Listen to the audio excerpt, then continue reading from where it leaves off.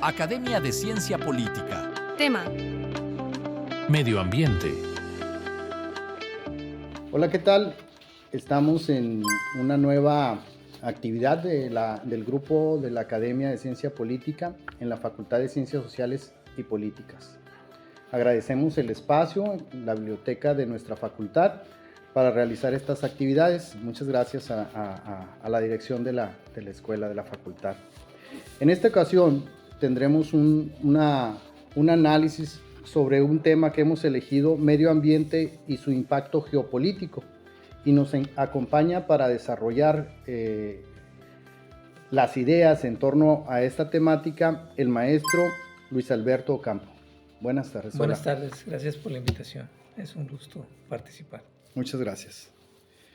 Bueno, ya hemos tenido algunos acercamientos en una mesa de análisis previa, pero ahora, aprovechando tu experiencia y sobre todo tema actual, ¿verdad? Que no necesariamente porque se mediatice o esté en el comentario, no deja de ser importante y no deja de estar presente, porque las situaciones que están ocurriendo en el mundo también están en el plano del medio ambiente.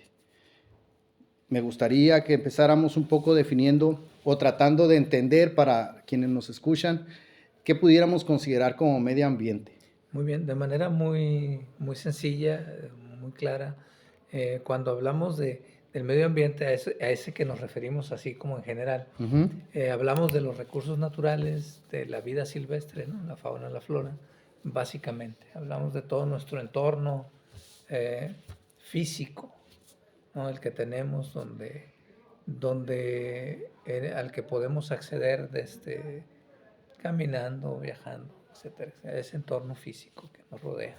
Hay una situación interesante que por lo menos en las aulas, a nosotros que nos toca ser docentes, estar frente a grupos del estudiantado universitario, y vemos que hay un concepto, también en lo general, pero muy arraigado, que entendemos que el medio ambiente, por ejemplo, es los bosques, es el desierto, es la naturaleza.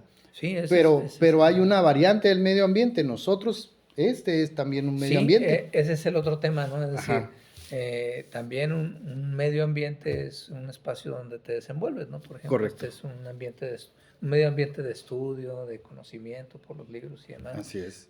Hay medios ambientes culturales, ¿no? Donde su premisa tiene que ver con el intercambio de experiencias de diferentes entornos, no tanto los físicos, ¿no?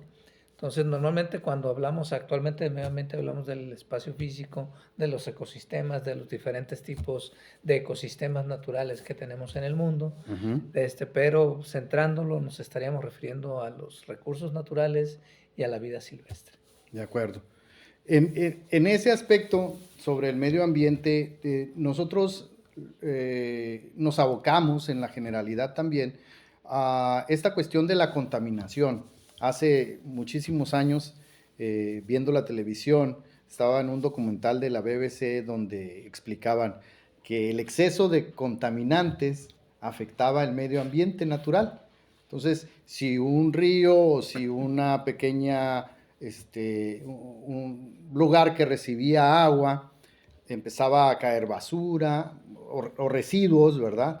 O lodo, o un animal que haya fallecido, el equilibrio de ese medio ambiente empezaba a modificarse, y el exceso de nutrientes, o sea, el exceso de residuos, de otro tipo de residuos fuera de ese ecosistema, contaminaba el medio ambiente.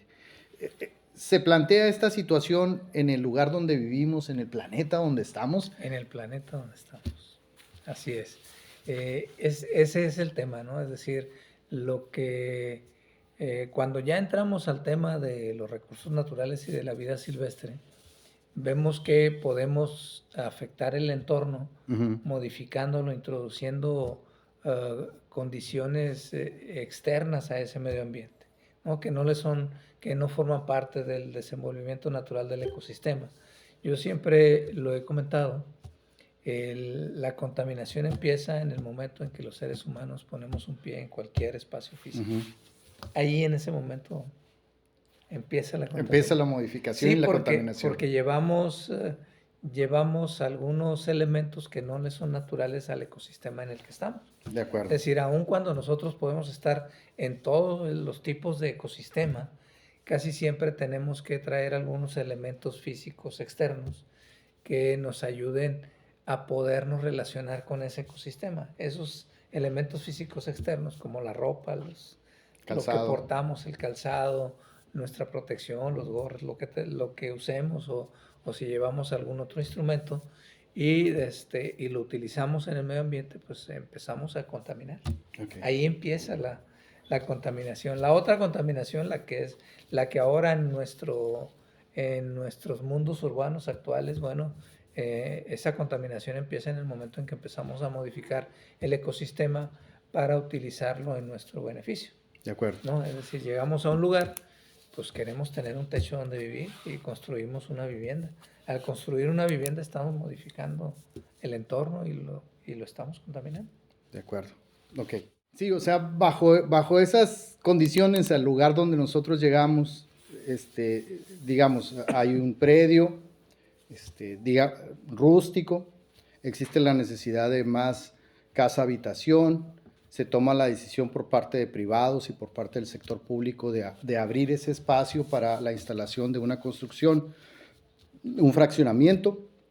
Entonces, todo lo que nosotros llevamos a ese medio, que digamos es natural, no ha recibido nuestra influencia. Está en la influencia de los animales que transitan, de la vegetación, de el clima, ¿verdad? El viento, el aire, el sol. Lo que el ecosistema permite, ¿no? Lo que el ecosistema permite. Pero una vez que nosotros llegamos a ese lugar, intervenimos, escarbamos, hacemos construcciones nuevas, modificamos las estructuras, ordenamos la nivelación del suelo y después de eso pues empezamos a introducir materiales que han sido modificados por el ser humano para la finalidad, ¿cuál es? El beneficio, el bien, la satisfacción pues de las necesidades. Adaptarlo a nuestras necesidades. Adaptarlo a nuestras necesidades. Que básicamente es eso, poderlo adaptar a nuestras necesidades y que podamos tener confort, ¿no?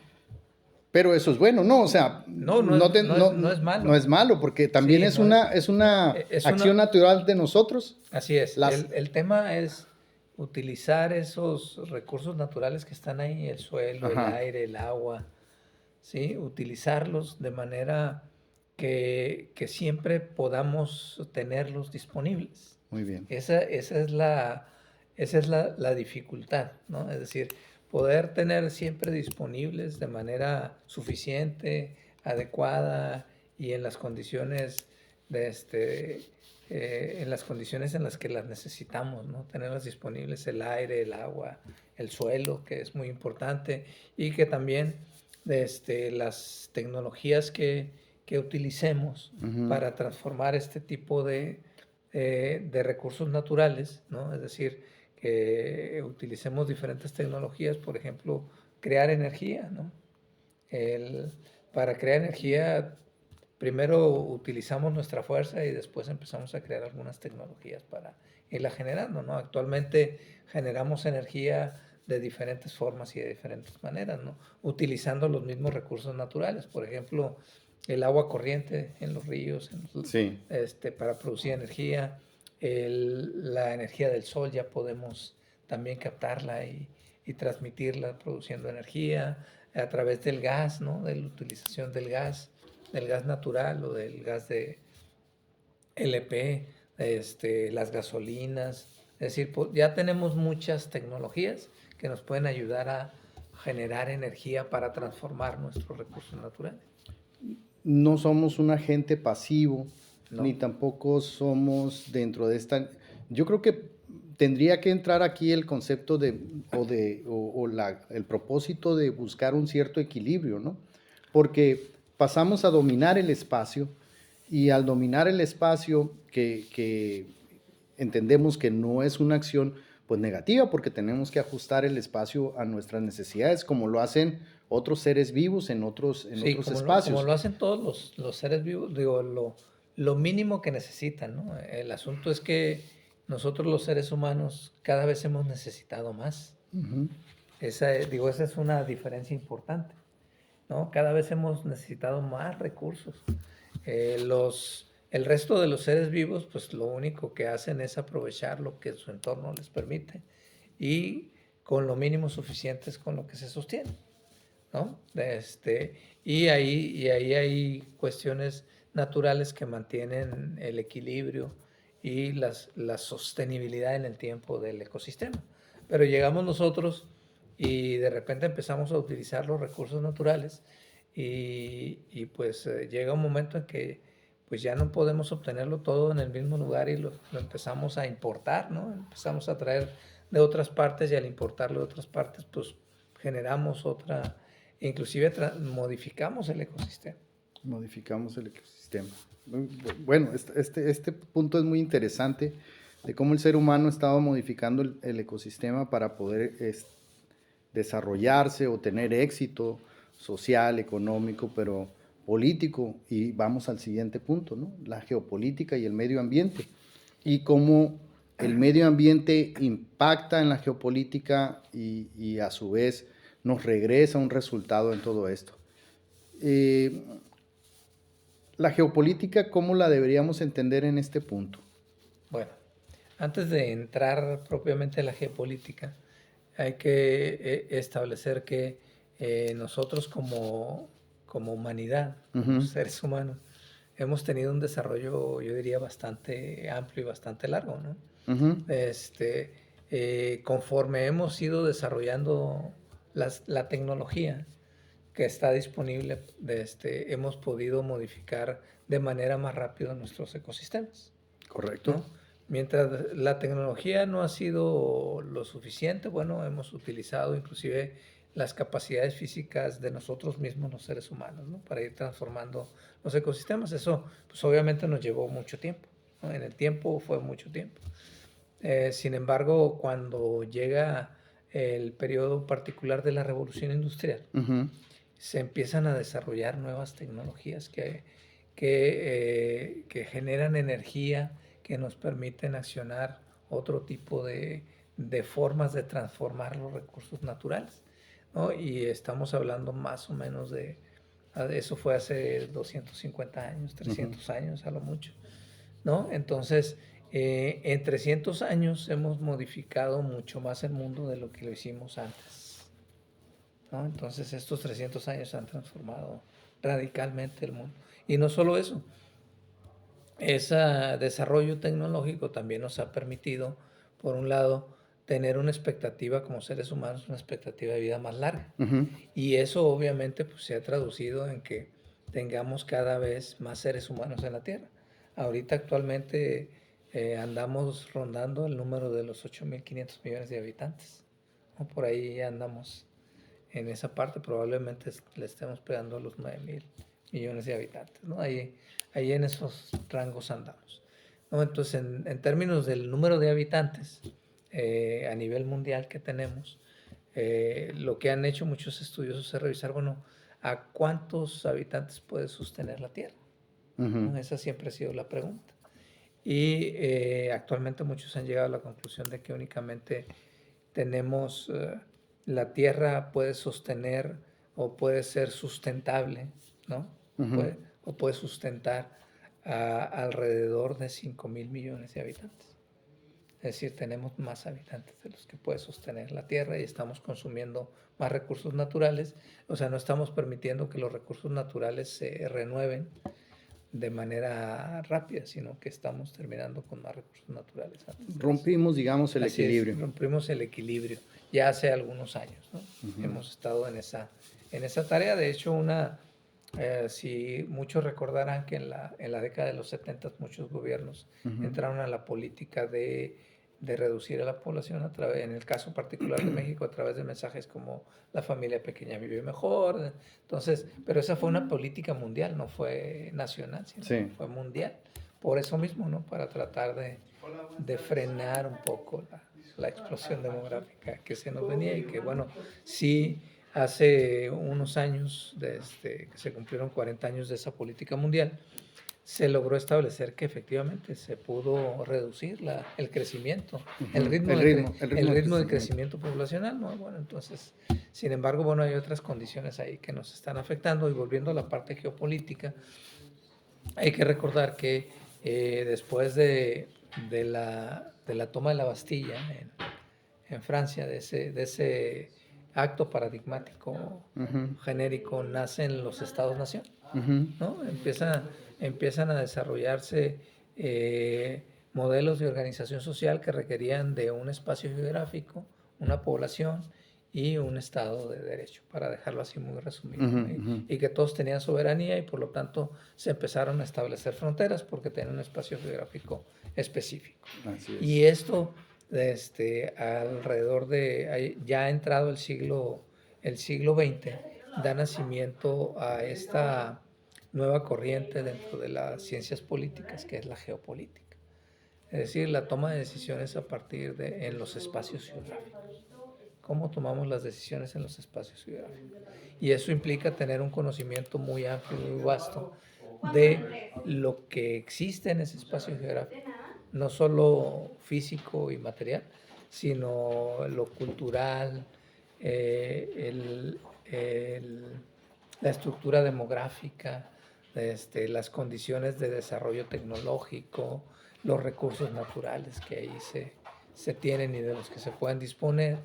Y bueno, se empieza para poder tomar decisiones respecto a cómo manejamos esos espacios geográficos de manera política y nuestra relación, la relación de los Estados-nación con otros iguales, es decir, con otros Estados-nación, a partir de esas condiciones que tenemos en ese espacio geográfico. Muy interesante. Interesante porque el éxito demográfico y los cambios políticos a los cuales hace referencia nos van a dar una organización social nueva, donde los límites territoriales también te imponen límites de recursos. Así es. Y las facilidades de acceso a recursos donde no los hay, cuando hay una población creciente, pues hace crear necesidades y hace también que los gobiernos nacionales tomen decisiones respecto a su relación con otros Estados-nación. Con otros Estados-nación. Sí, aquí es muy importante la revolución. La revolución industrial fue un paradigma que transformó y trastocó absolutamente todo, ¿no? Y que impactó en las relaciones geopolíticas. ¿Por qué? Porque, bueno, los Estados-nación, mientras hacían uso de sus recursos, mientras no les empezaban a escasear esos recursos, no tuvieron problemas, ¿no? Pudieron satisfacer sus necesidades en un primer momento, por llamarlo de alguna manera. Sin embargo, hay que recordar que a partir del siglo XIX, a principios del siglo XIX, donde había mucho colonialismo, donde muchos países del centro tenían controladas muchas colonias y muchos territorios a los que todavía no les permitía convertirse en Estado-nación. Hay que recordar que el siglo XIX fue el estado en que empiezan las independencias, ¿no? Y aunque llegamos al siglo XX y todavía en África había colonias y en Asia también. Y que también hubo independencias, ¿no? Es decir, los Estados-nación se fueron expandiendo poco a poco. Pero esas colonias les servían a esos países que tenían el control, es decir, que habían colonizado esos espacios, les servía para hacerse de recursos naturales que ya no tenían en sus territorios, ¿no? Que geográficamente ya no tenían. Entonces, bueno, iban a sus colonias por los recursos naturales y se los traían, ¿no? Pasado el siglo XIX, que se pasaron ya la independencia de muchos de estos lugares, como México, ¿no? Que se independiza del Reino Español. El Reino Español. Y muchos otros lugares, ¿no? Brasil, que se independiza del Reino Portugués, etc. Y luego en el siglo XX, que los países africanos empiezan su independencia de muchos otros países, bueno, pues cambiaron las relaciones geopolíticas, ¿no? Esos países que tenían el control o que habían colonizado amplios espacios geográficos y territoriales y tenían el control de los países y de los recursos, Ujú, de las personas y sus recursos, pues dejaron de tener. ujú. Entonces, eso empezó a modificar las relaciones geopolíticas. Correcto. ¿Por qué? Porque esos países ya no podían llegar y tomar los recursos naturales. Tenían que empezar a ponerse de acuerdo para poder utilizarlo. Y empezó el comercio entre los países, ¿no? Ya de otra manera. Sin embargo, hay que recordar que los países que habían sido los colonizadores, bueno, ellos transformaban los recursos naturales, los volvían productos y los llevaban ya como productos elaborados a estos otros Sí. nuevos países que Hay, nacieron. hay un ciclo, un Así circuito, es. ¿no? Donde se recaban los recursos, se hace la transformación y luego se trasladan a las personas que van a consumir. Así es. De eso mismo, quien tiene pues la tecnología, el manejo, el uso de los recursos, la instrucción, incluso la educación o la formación La formación para hacer. para poder desarrollar esto y crear riqueza en términos de esta modernidad, pues siguen siendo los países que en algún momento fueron colonizadores, Así ¿verdad? es. Y que ahora siguen teniendo poder nacional o injerencia sobre otros. Influencia, ¿no? Influencia política. La soberanía llega a un punto como de madurez también en estos nuevos estados-nación, donde van equiparando en el juego internacional base a un concepto del Estado de Derecho, y eso también va a limitar de alguna manera a estos La influencia de algunos de estos. la influencia de algunos estados imperialistas o colonialistas, pero claro, mucho más avanzados tecnológicamente, económicamente, que los países que fueron receptores de ese colonialismo o de esa influencia, ¿no? Así es. Y bueno, algunos de los estados-nación que empezaron a formarse, Ujú. sobre todo el siglo XIX principalmente.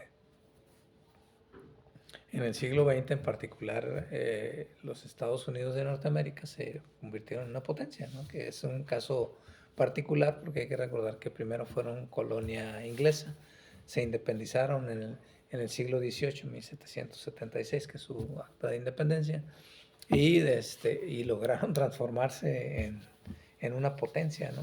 Mundial por sus condiciones y por las circunstancias probablemente geopolíticas, ¿no? Del momento donde había esa oportunidad. Sí, las condiciones de los territorios que ocupan, el nivel de preparación con el cual inician o arrancan, y también las condiciones de sus vecinos, ¿no? Así es.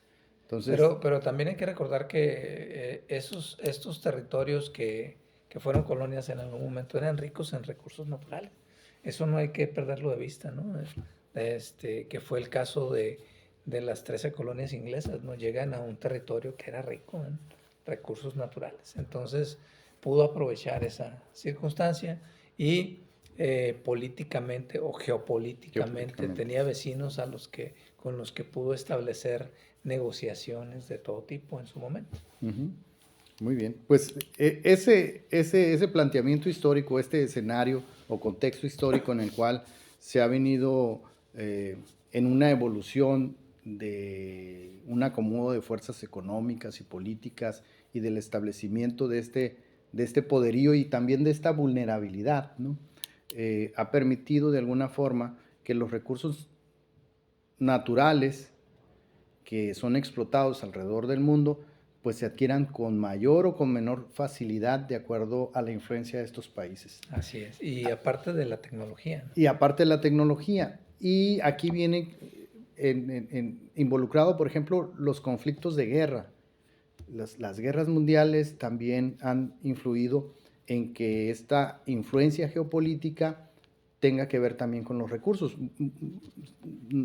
Una anotación, por ejemplo, los periodos también económicos fuertes al siglo pasado de nuestro país fue porque éramos proveedores de recursos en la guerra y en la posguerra en cuestión de Europa y Estados Unidos, ¿no? Sí, ese es el otro tema, ¿no?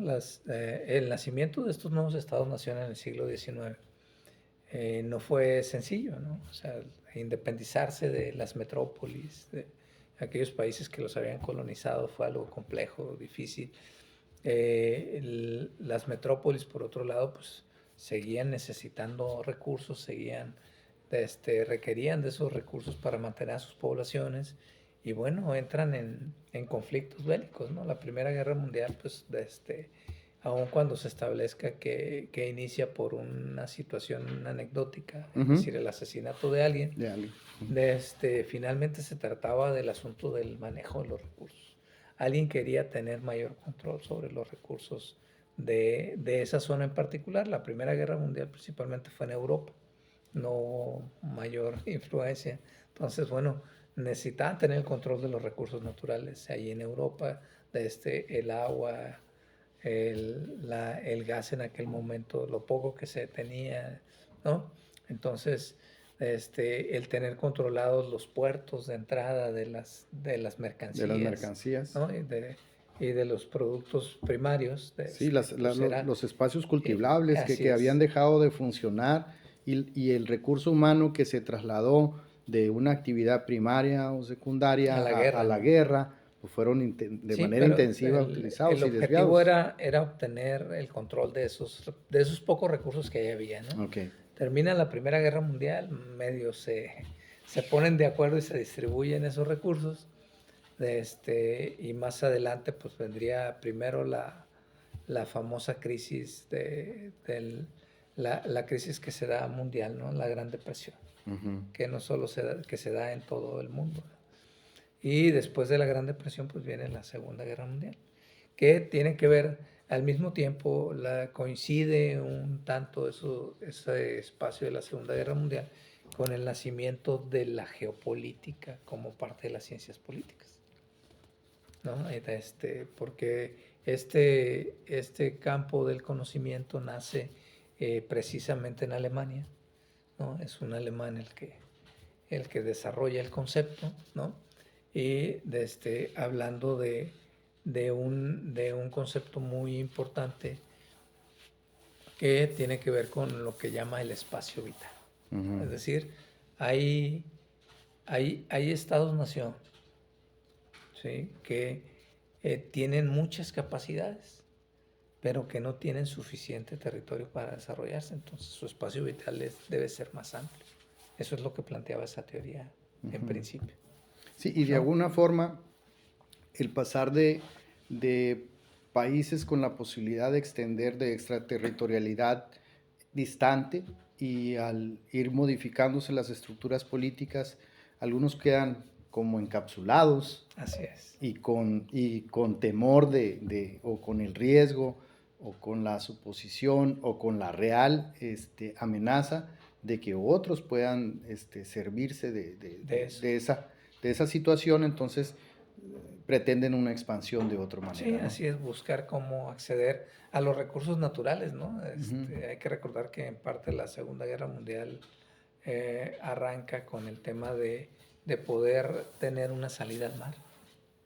Hay que recordar que la invasión a Polonia no solamente fue la invasión a Polonia, era también la oportunidad de la salida al mar para Alemania, ¿no? En aquel momento, en términos de su situación política, ¿no? Aparte, pues decía Alemania que ellos tenían la capacidad para ocupar. Sí, esa expresión me recuerda a algo muy triste que no vamos a mencionar en esta mesa, pero ojalá más adelante podamos hacerlo.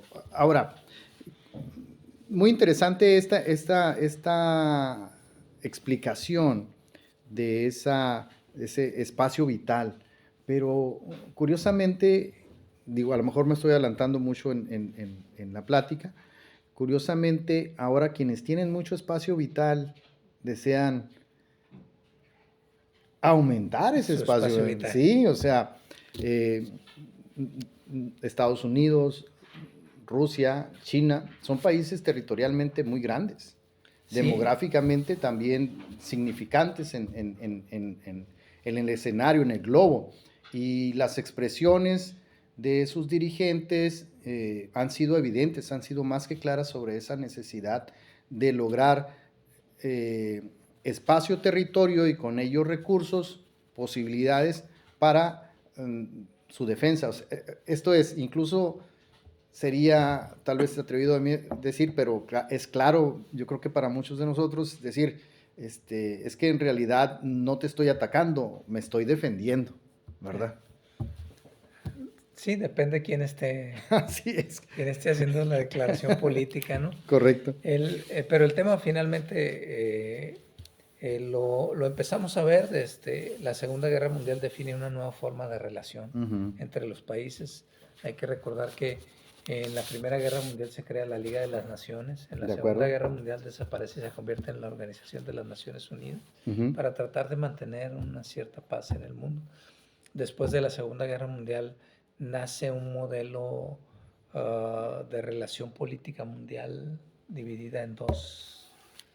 en dos ejes, ¿no?, principales, que era el capitalismo y el socialismo, Ujú. ¿no? Uno liderado por Estados Unidos y otro por la Unión de Repúblicas Socialistas Soviéticas, que, como sabemos, en 1989-90, con la caída del muro de Berlín, desapareció, ¿no? Y se transforma el mundo otra vez y venimos a la globalización. Pero antes, en ese ínter, es decir, entre 1950 y 1989, Ujú. empieza la preocupación por el tema del deterioro de los recursos naturales, o sea, de la disminución de los recursos naturales, de la contaminación de estos recursos a gran escala. Junto con el deterioro, el agotamiento, viene un resultado, un residuo. El residuo es la contaminación. La contaminación. ¿Verdad? Así es. Entonces los recursos naturales empiezan a ser contaminados, es decir, como se empiezan a aprovechar de manera intensiva, Ujú. tanto por los del bloque socialista como los del bloque capitalista, se empieza a explotar de tal manera que no permite su recuperación rápida. Entonces los residuos que eso genera, ese aprovechamiento intensivo, pues se empiezan a acumular en todas partes. Al principio no fue muy notorio, ¿no? Pero a partir de los años 60, del 60 en adelante, se empieza a ver que las empresas que aprovechaban de manera intensiva los recursos naturales, pues dejaban caer eso que ya no podían utilizar, lo aventaban al agua de los ríos, contaminaban los suelos en la periferia de las ciudades o más allá donde podían, O en las los embarcaban, bosques. pero no lo Así es. suficientemente lejos, sino Así que donde es. económicamente... Y en el mar se caía, ¿no? Las Ajá. tiraban y empezó. El asunto fue que eso fue paulatino, es decir, no se notó rápidamente. Es hasta los años 80 que ya empezamos a notar esos efectos de ese aprovechamiento intensivo de los recursos naturales. En los 80 empezamos a ver ríos contaminados, empezamos a ver una serie de situaciones, suelos contaminados, inclusive hasta con residuos radioactivos, ¿no?, Radioactivos. en algún punto. ¿Por qué? Porque las grandes potencias empezaban a desarrollar nuevas tecnologías de las que podían aprovechar una parte, y lo que quedaba ya no sabían qué hacer con ellos. Entonces, en alguna parte tenían que ponerlo. Ahora, las empresas, igual los gobiernos, ¿no? Porque se va intensificando con el paso del tiempo el involucramiento de los gobiernos en las actividades económicas, tanto para desarrollarlas por este mundo bipolar, por un lado, pero también para regularlas. Así es. Y van creando una serie de mecanismos para poder utilizar o desechar los recursos. Esos mecanismos le ponen cierta traba a la empresa o a la organización empresarial encargada de producir los bienes y los servicios para la sociedad, incorporarlos a la sociedad, y luego dicen, no, pues ya no me conviene aquí, puedo hacerlo en otro lugar y los costos Los traslados. los traslado O y a los veces los reduzco, ¿no? Entonces abandonan muchos espacios dentro de estos países, las empresas salen de los países, claro, no todo, porque aquí viene la intervención de los gobiernos, ¿no? Pero eso va a permitir acceder a productos y a recursos primero y luego a productos, bienes y servicios con un más o menos estándar económico aceptable, que se pueda consumir. Entonces, el salir de un espacio donde dejas fuentes de trabajo, infraestructura, espacio, comunidad y te vas a otro lugar para traer los beneficios, bueno, llegan a buen precio, pues. Entonces, como quiera, se satisface el mercado y sigue habiendo la economía, pero vas a afectar, o sea, reproduces tu acción depredadora que tenías en tu estado donde ya no tienes recursos donde ya no tienes, y aparte las reglas te las llevas a otra. Han cambiado para esos espacios porque, sobre todo en la parte, que digamos, occidental, pues los votantes empiezan a influir y los gobiernos empiezan a modificar las leyes, a hacerlas más estrictas. Y en otros lugares no existe tal. Sí, aquí ese proceso empieza después de la caída del muro de Berlín. Uh-huh. Hay que recordar que cuando cae el muro de Berlín, empezamos a observar un planteamiento de un nuevo modelo político o geopolítico internacional y de un nuevo modelo económico, ¿no? Viene una transformación de los modelos con la caída del muro de Berlín. En la política tenemos la promoción del modelo democrático, es decir, el modelo democrático electoral para el mundo, ¿no? Y en lo económico, el libre mercado. Y el libre mercado, y no solo el libre mercado, la globalización de las actividades. Es decir, que se pudiera comerciar en todo el mundo con toda la libertad. Pero lo político, la exigencia o la condición era el desarrollo del modelo democrático electoral para todos los países. Para todos los países. ¿No? Entonces, con esos dos cambios se reconfigura la geopolítica.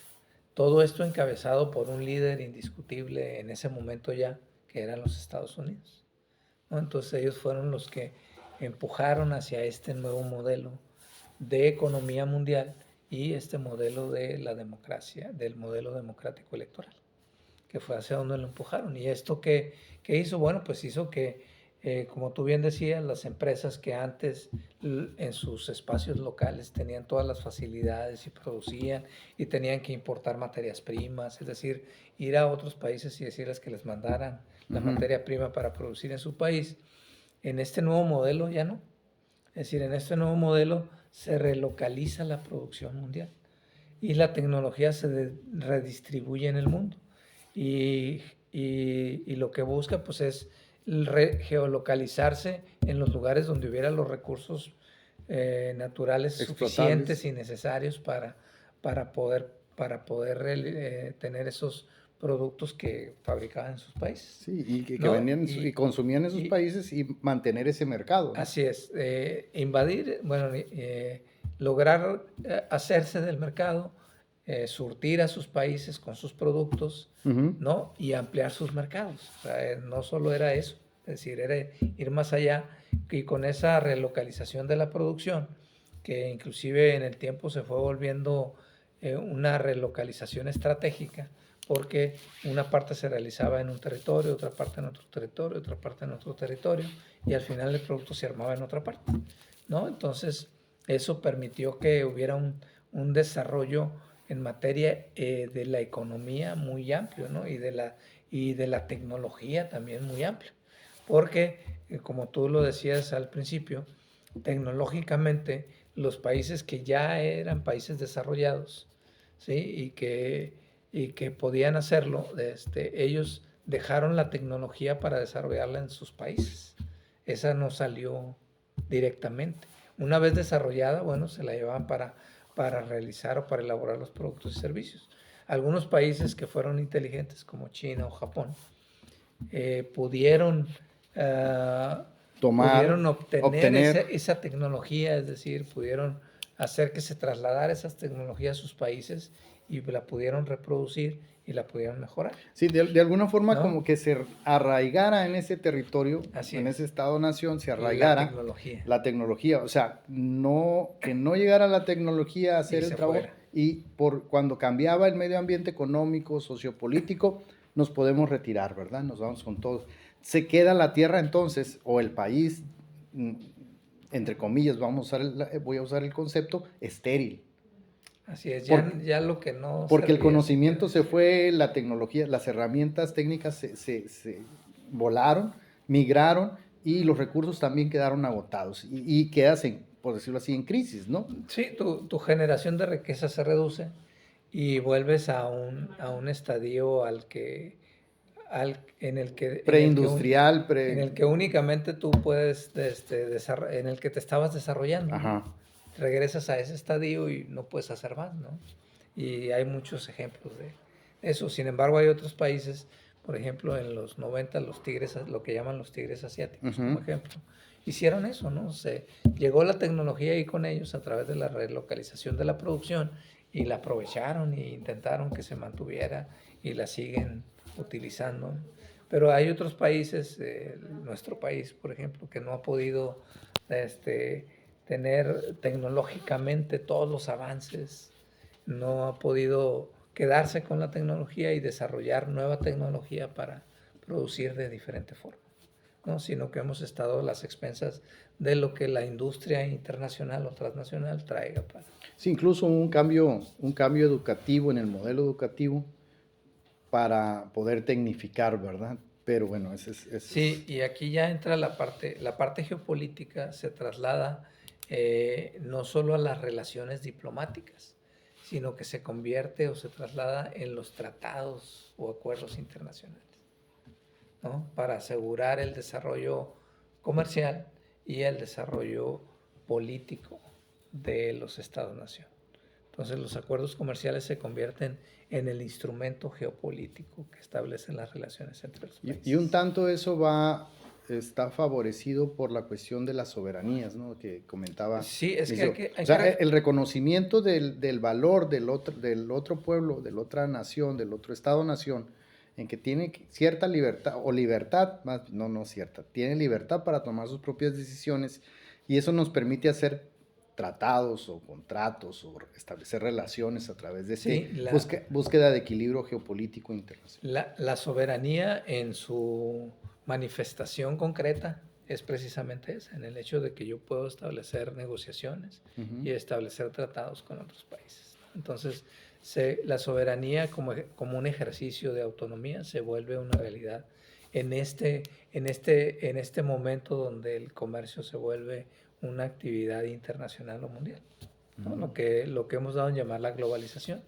que no solo ha sido un fenómeno económico, sino que ha sido un fenómeno que ha impactado otras áreas en la vida de los Estados-nación. Sí, existe una premisa, una postura en relación a lo del cambio climático y toda esta crisis, digamos, medioambiental que se ha estado comentando pues, a la entrada de este siglo, que incluso han comentado que ha servido para que algunos estados económicamente, militarmente fuertes, ideológicamente, con mucha influencia en diversas partes del mundo, les ha permitido contener el desarrollo tecnológico, científico de otros estados, sobre todo los proveedores de los recursos. Entonces los limita, sabes que no no consumas tanta energía, o no cultives tanto de esta manera, o cuida el agua de esta forma, mientras otros estados son promovidos para el cultivo, la tecnología, la industrialización. Entonces, el despilfarro y van gestionando a través de la crisis del medio ambiente también este control hacia los estados. Bueno, regresándonos un poquito, cuando entra este tema de la globalización y demás, sí.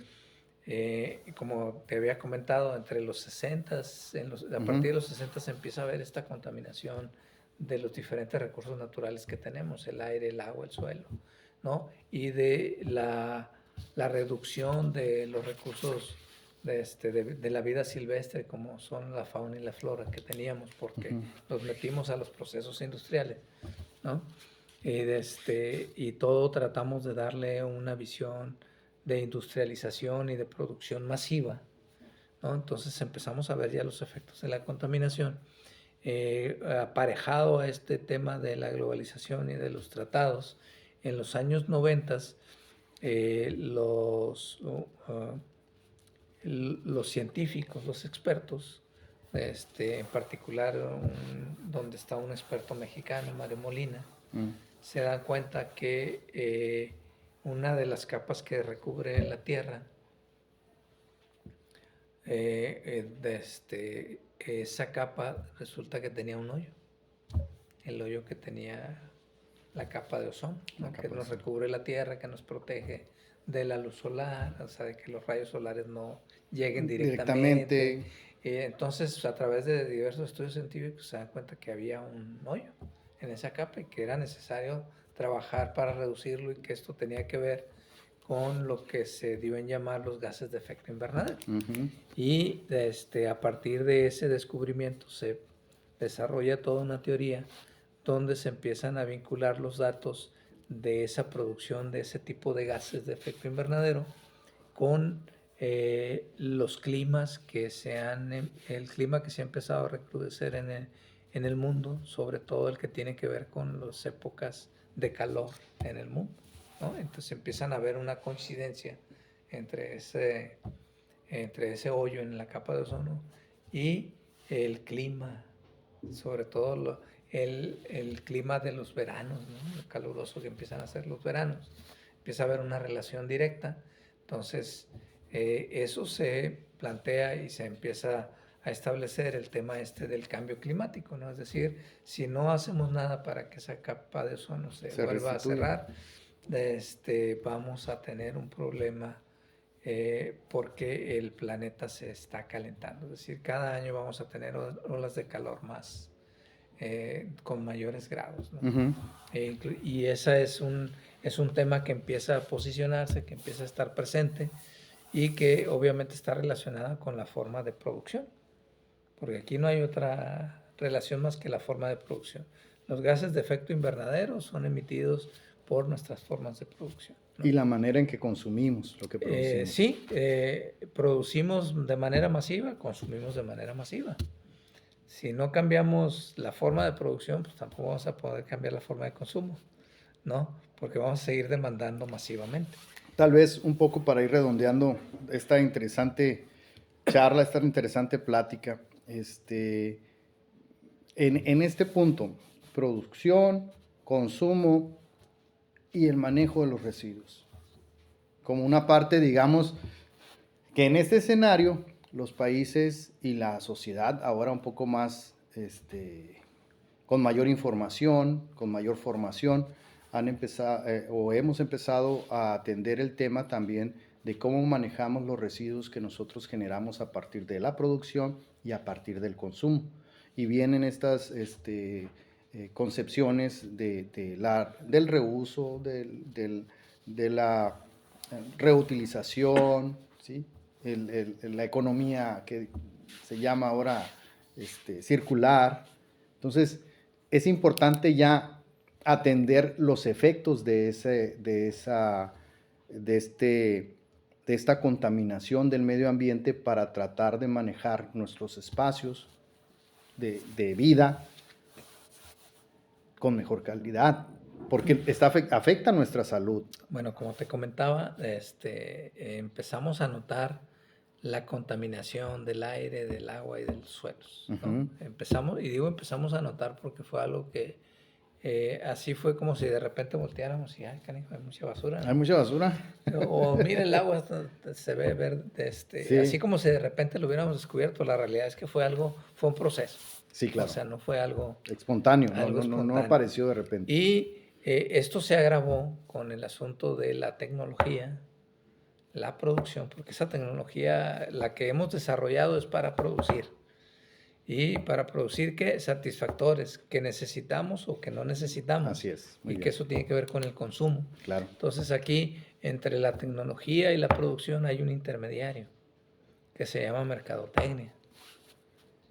Que ese proceso también le ha abonado al tema de la contaminación, ¿no? Al tema de los residuos.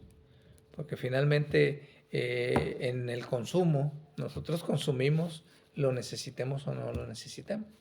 En una primera etapa consumimos lo que necesitamos, pero después, a través de la mercadotecnia, nos crean necesidades de que queremos consumir cosas que el éxito se vuelve algo que no necesariamente se va a traducir en un éxito social, sino va a ir trabajándose un desastre ecológico. La última parte que tú decías, el tema del manejo de nuestros residuos. Ajá. En todo este proceso pues, está el punto final, ¿no? Es decir, consumimos y bueno, la mercadotecnia obliga a que todas las empresas, si quieren hacerle llegar a las personas esos productos y que los consuman y que los adquieran, pues hay que vestirlos bien, ¿no? Hay que ponerles un buen empaque, que en realidad no, la mayoría de los productos no lo necesitan. Claro. ¿No? Pero que se los ponen y que obviamente nosotros como consumidores, pues ¿qué hacemos con los empaques? Los tiramos y el problema es que esos empaques... Los ponemos en su lugar. Los ponemos no sé si los pondremos en su lugar, okay. Pero nos deshacemos de ellos de alguna manera, ¿no? Ajá. Entonces, esos empaques en el consumo masivo pues se vuelven en montañas de residuos, ¿no? Y esas montañas de residuos, pues algo tenemos que hacer con ellos. El modelo tradicional, al menos de los 90s o de los 80s hacia acá, fue construir rellenos sanitarios. Entonces, todos esos residuos que generábamos cotidianamente de manera doméstica o en las actividades industriales, pues las llevábamos al relleno sanitario y las enterrábamos. De acuerdo. Entonces, contaminamos grandes cantidades de tierra y el subsuelo, porque esos productos tenían reacciones químicas en eso que los enterraban. Sí, aunque reunieran los requisitos técnicos y lo que tú quieras, pero había reacciones químicas. A mediano o largo plazo, las reacciones químicas de esos productos en descomposición o en alteración por la vida útil a la que nosotros le habíamos asignado, pero siguen viviendo, o sea, siguen interactuando. Y esa interacción al volverse masiva, ¿verdad? También es como una explosión contenida en el subsuelo. Sí, es que el punto aquí es, digo, lo aceptemos o no, porque también eso es, muchos dirán que no. Sí. El asunto aquí está en el tema de lo masivo. Es decir, producir masivamente y consumir masivamente, eso te va a generar residuos. Residuos que te van a contaminar. ¿Sí? Porque la tecnología de producción avanza muy rápido en términos de cómo transforma los recursos naturales, pero no avanza muy rápido en términos de cómo reaprovecho lo que no voy a utilizar, ¿no? En los procesos industriales tienes residuos al aire, ¿no? Dejas salir residuos al aire de que tienen reacciones químicas que te contaminan el aire y te afectan el aire. Tienes residuos de agua, ¿sí? Agua que probablemente no se puede utilizar para consumo de ninguna naturaleza en algunos casos, en otros necesita tratamiento, en otros necesita una serie de cosas.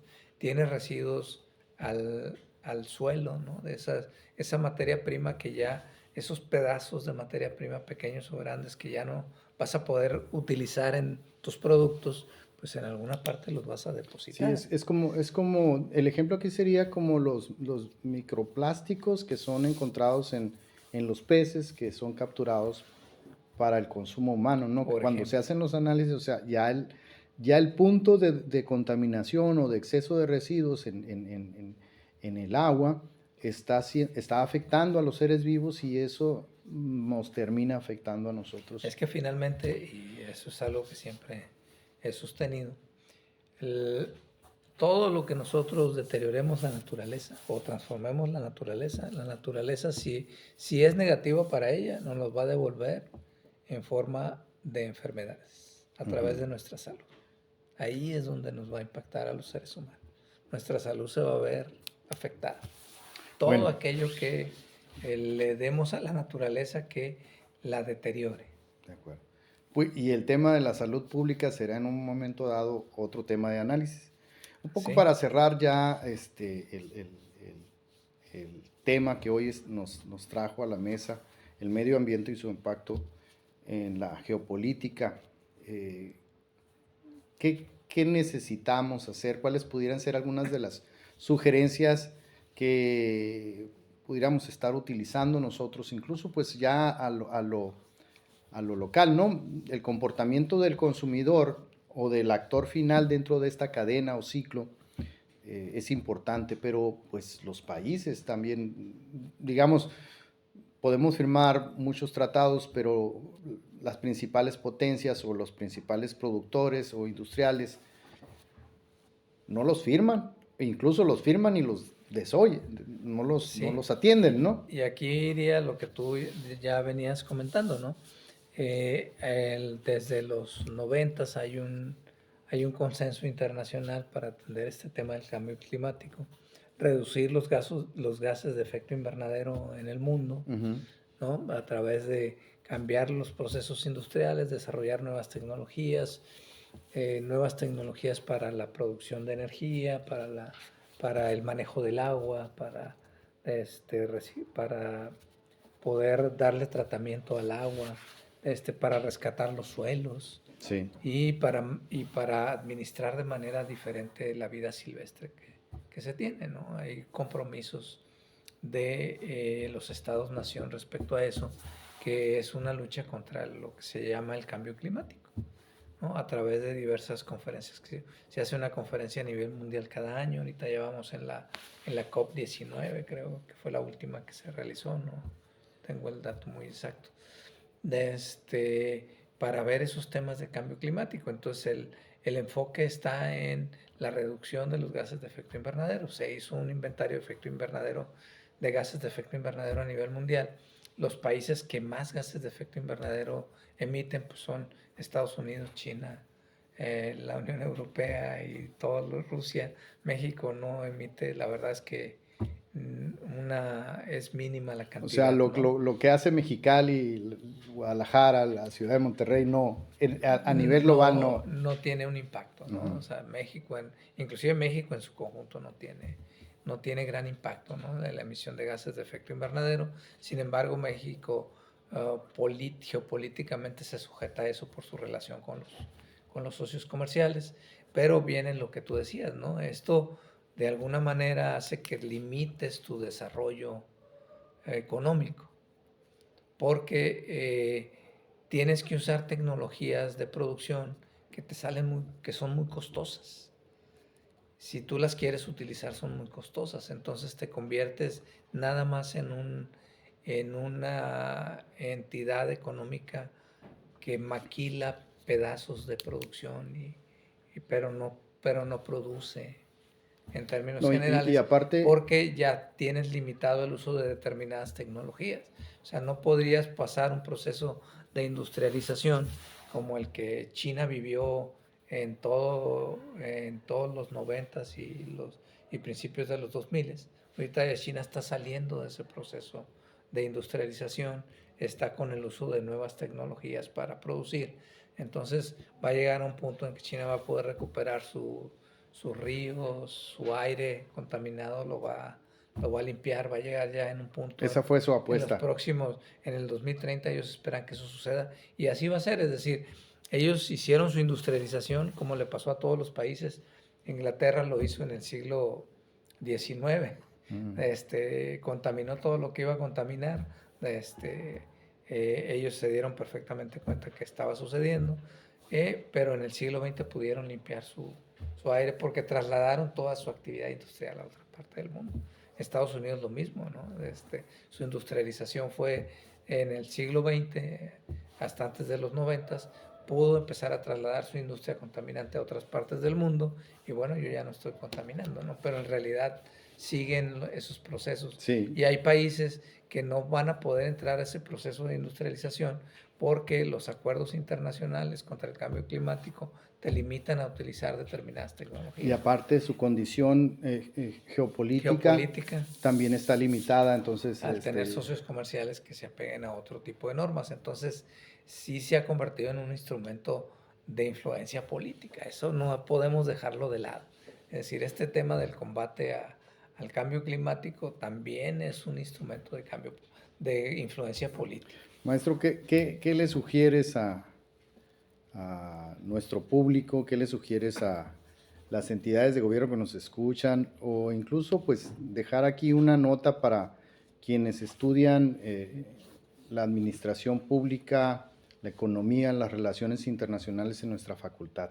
sobre este tema? ¿Qué pudiéramos comentar? Aquí hay algunas cuestiones importantes, pero yo iría por lo que es clave, ¿no? Ujú. En particular, si lo vemos de manera regional, Ujú. Baja California tiene y voy a sonar reiterativo, tiene una posición privilegiada en términos geopolíticos, Ujú. ¿no? Estamos a un lado de California, que es uno de los estados más importantes a nivel mundial, y en los Estados Unidos, ni se diga. Ujú. Tenemos Arizona, que es un estado muy influyente también con los Estados Unidos, Colorado, que también tenemos ahí un pequeño espacio. Entonces, geopolíticamente Baja California, con esa posición, creo que tiene condiciones para que económica, geopolítica, política y socialmente pudiera tener un mejor desarrollo del que tenemos. El asunto es que hay que enfocarlo con una visión regional. La visión nacional está bien y es a la que tenemos que sujetarnos por pertenecer al Estado mexicano, pero regionalmente tenemos algunas particularidades que tendríamos que potencializar.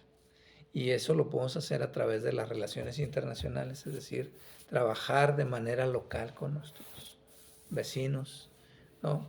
Y de manera económica, desarrollando una economía que no solo complemente lo que necesitan nuestros vecinos inmediatos, Ujú. sino que además desarrolle tecnologías específicas para las actividades que nuestro territorio nos puede brindar, Ujú. ¿no? Y cuidar, obviamente,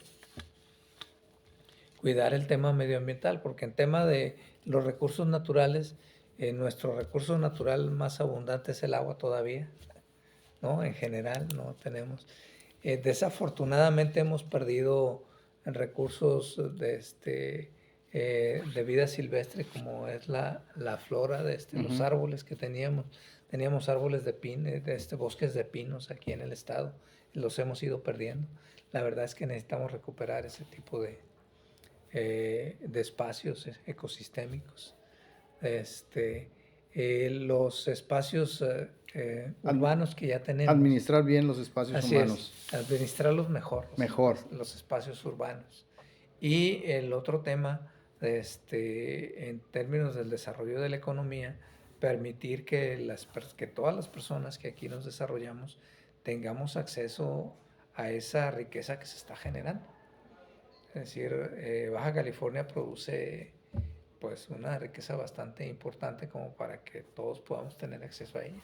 Claro. ¿No? Que tuviéramos mejores condiciones, que la parte gubernamental hiciera su tarea cuidando que se cumplan las leyes como tienen que cumplirse y se mejoren las leyes que tengan que mejorarse y se administren mejor los recursos que tengan que administrarse. De acuerdo.